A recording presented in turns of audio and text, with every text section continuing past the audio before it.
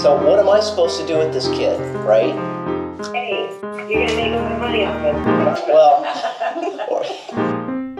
Welcome to the Geological Eras Tour. My name is Benjamin Moeller, and I'll be your host. You can support the show and all of the Parent-Teacher Guide to Paleontology on patreon.com/ptpaleo and on YouTube. Thanks for listening, and enjoy the show.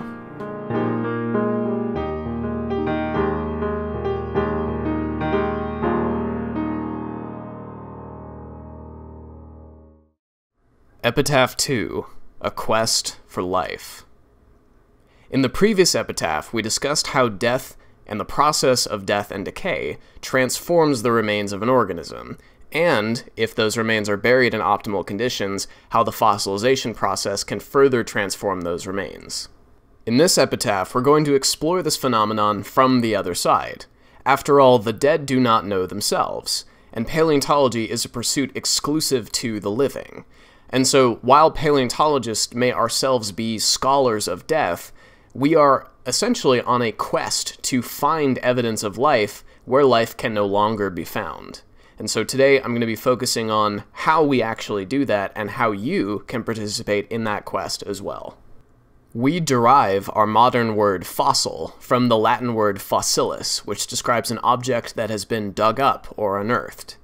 Back in the 1500s and 1600s, before the field of paleontology began, there was no differentiation between an object dug up that was suspected to be of organic origin versus an object dug up that could have come from space or been produced naturally from the Earth. Everything in this domain was called a fossil. This is partly due to a lack of a popular, widespread conceptual framework of such a way to differentiate these things.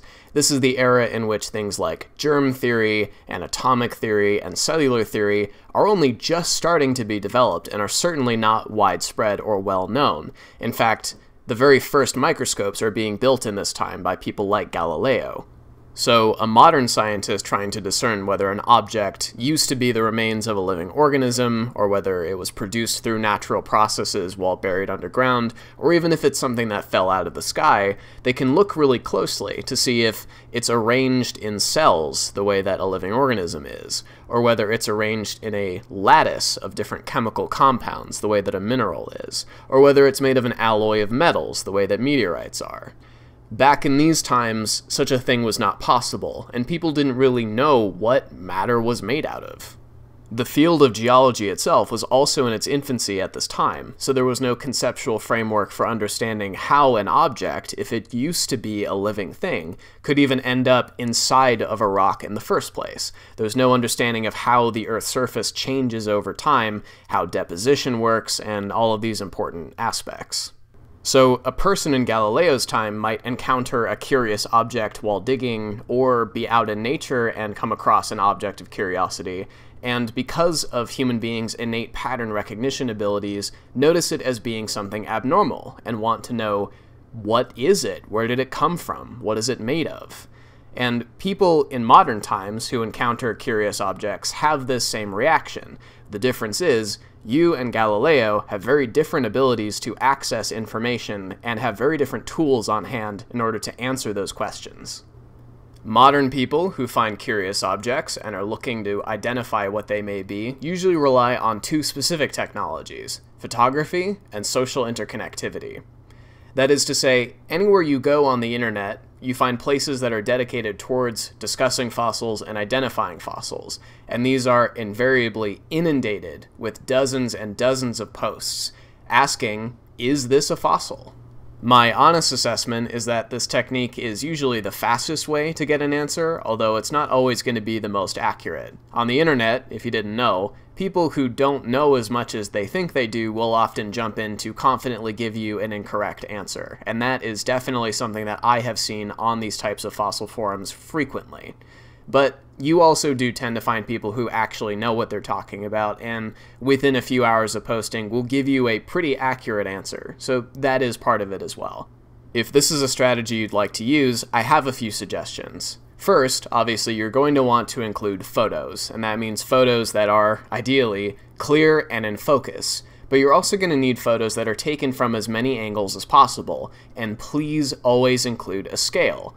And that doesn't mean a coin or a thumb, ideally. That means an actual scale that includes units. That means a ruler. What's especially important to include is if you have any angles you can photograph showing the object in cross-section. That means if there are any fresh breaks on the object, showing photos of it close up so that we can look at the inside structure.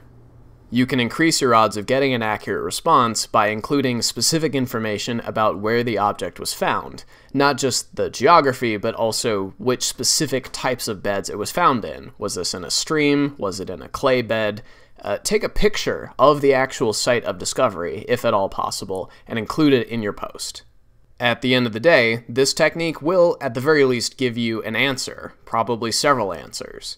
If you're lucky, you'll get an accurate answer, and even better, that person will explain to you how they were able to arrive at the conclusion as to whether that object is a fossil or not, and if it is, what type of fossil it is. But that's not guaranteed. And if you'd like to know how to actually make those determinations yourself, we're going to have to go a little deeper. So first, we're going to want to talk about the modern definition of a fossil. We know that meteorites are not fossils, and that minerals that are formed purely due to chemical reactions happening inside the Earth are also not fossils. We know geodes are not fossils. We know that concretions and other types of objects that are formed due to things like wave action, the moving of seawater back and forth over a beach, can create all kinds of spherical and weird molded, disformed and disfigured objects. These are also all not fossils. Body fossils, which are the most common type of fossils thought of in these cases, start off as organic. They are the remains of a once-living organism, and over time, during the process of permineralization in order to become a fossil, they become inorganic. They are replaced by minerals. Depending on how old the fossil in question is, they may not be fully mineralized. So, for example, an object that's only a few hundred or a few thousand years old is not going to be fully permineralized, and in that case may be ancient, but is not yet a fossil. There is a second category of fossils which are very important to keep in mind. These are ichnofossils, or trace fossils, which do not start off as organic in any sense. Instead, ichnofossils preserve the behavior of ancient organisms, not the organisms themselves. These most commonly include things like footprints, burrowing marks, sometimes even burrows themselves, but they can also include things like bite marks and burrowing traces left on the body fossils of other organisms. Now, because they preserve behavior, in theory, ichnofossils can actually be much more common than body fossils. An animal like me, which has 206 bones in its body, can therefore leave behind 206 body fossils, but in a lifetime, I can produce numerous footprints and traces on all kinds of other objects. Now, the reason why ichnofossils are not more common than body fossils is because they're much less likely to preserve. Me walking around in most places is not going to leave a footprint. There needs to be very specific conditions for that kind of soft evidence to be left behind, whereas my bones are going to have a better chance, assuming they're not crushed or burned. Because of the fact that they are based on traces and not an actual physical material object being left behind, identifying trace fossils is a lot more difficult than identifying body fossils, and it requires a lot of hands-on experience doing so in order to not misinterpret just random traces in sedimentary rocks as being, footprints and tailed drag marks and all that kind of stuff. So for the rest of this epitaph, I'm going to be focusing on how to identify body fossils, and more particularly, bones. Let's picture it. You're out in the world, you come across an object that you think might be a fossil. What's the first thing to do? First, identify whether or not the object in question is in situ. That means, is it in physically the place where it emerged from the ground, or has it been transported? In other words, is it still partially in the ground? Did you pluck it from the ground, or was it found loose on the surface? If the object has been transported, you can somewhat disregard what I'm about to say, but if you know for a fact that it came out of a particular layer, or it's still embedded in that layer, the first thing that you can do to check whether or not it could even be a fossil is to verify what type of rock deposit you're looking at. Fossils can only be found in sedimentary rock layers. If I can give you a bit of a flashback back to 7th grade science class, there are 3 major types of rocks: sedimentary, igneous, and metamorphic. Body fossils can only be found in sedimentary rock. How do you tell if it's a sedimentary rock? Well, if you know the basics, you can identify things like shale and sandstone, mudstone. All these different things count as sedimentary.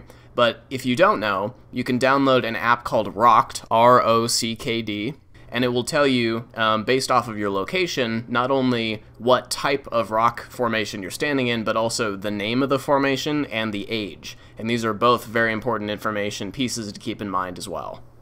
If the object came from a sedimentary rock deposit and that rock deposit is less than, say, 550 million years old, you're in business. It could plausibly be a fossil. If you're in an igneous deposit, a metamorphic deposit, or something that is too old to contain a trace of life, no go. It's not a fossil. If we've established that you're in the right type of rock deposit, there are a couple of techniques that you can use to go from here. One of them being the tongue touch technique, which I went over in the previous epitaph.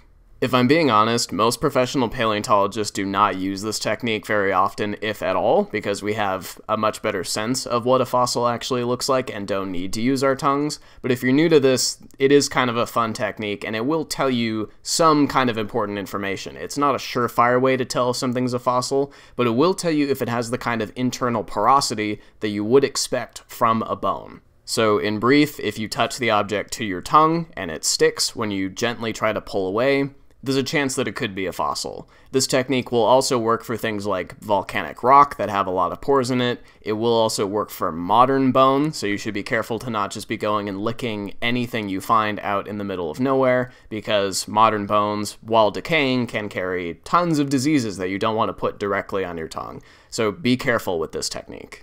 You should also know that there are plenty of types of fossils that do not stick to your tongue, and that includes bones that have experienced a degree of permineralization that there is complete infill of the internal channels, that spongy texture that otherwise would be sucking in basically the moisture from your tongue. So again, this is not a surefire technique.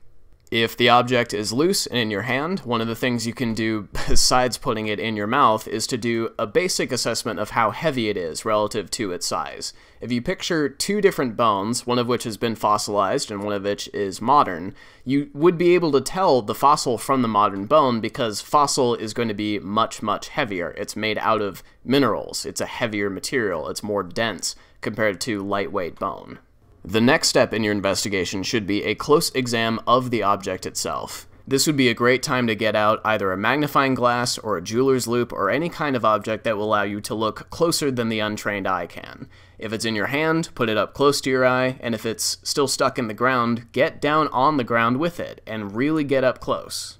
You're going to want to look all over the surface and see if you can find any kind of pattern that resembles the grain that the external surface of a bone would preserve. Again, a fossil, being a bone, is going to look a lot more like a bone than you might realize. This fact is especially important when we're talking about the internal structure. So again, if this is a broken object or if it's just a fragment of a larger piece, take a look at what the internal structure would look like, and it should be spongy in appearance, or at the very least you should be able to see where holes would have been. The inside and outside surfaces of the object should not be the same if this is truly a fossilized bone. If what you're looking at is a tooth, be it from a mammal or a shark or a dinosaur, it will still have enamel on the outside, even if it's very old. So look at the object, and if it has the same kind of gloss and smooth texture to it that your teeth have, well, it could be a tooth. Similarly, a shell from something like a clam or a scallop or a mussel can sometimes have that shiny iridescent coloration that a modern shell that you might find on the beach could have, but more often than not they'll be dull in coloration. So what you're looking for is the scalloping texture or growth lines, and sometimes what you're looking at is not the actual shell, but instead an infill, basically sediment that got inside of the shell and made a mold, and then the original shell eroded away. This still counts as a fossil. You should also be examining this object for symmetry. This is also not a surefire technique, as symmetrical objects can be produced in nature that are not remains of once living organisms, but organisms ourselves do tend to have symmetry. We have bilateral symmetry, where our left sides appear to be a mirror of the right. Other types of animals have radial symmetry, and even plants can have a form of bilateral symmetry. So keep an eye on the object and really try to see if there's any kind of plane of symmetry that may be present. Now, the fact of the matter is, even with all these techniques, if you don't have experience handling real fossils, and not just looking at them in museums, because those tend to be replicas, but real, actual fossils, you're still going to have a hard time discerning whether something may actually be a fossil or not. So, even after doing all of these steps, you're still going to want to take photos with a scale, take a GPS marking of where you were, and try to contact a professional who has more experience identifying fossils.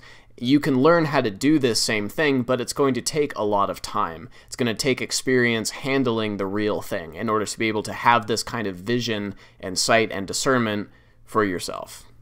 You may be tempted to collect the object and take it home for further study, but to be honest, you really probably should not. In particular, if you're not 100% sure that you have the legal right to do so, you should leave it alone. Here in the United States, you have the right to any minerals, and that includes fossils, on your own private land, and if you're not on your own private land, you should not be collecting. This is where the GPS marking will come in handy. If you're able to send this information to a professional, or post it on the internet if you don't have any other options, and it is in fact a fossil, and it happens to be a type or in a place where you can collect it, you can always go back. But if you happen to pick up something that you weren't supposed to be picking up, you're going to be in legal trouble.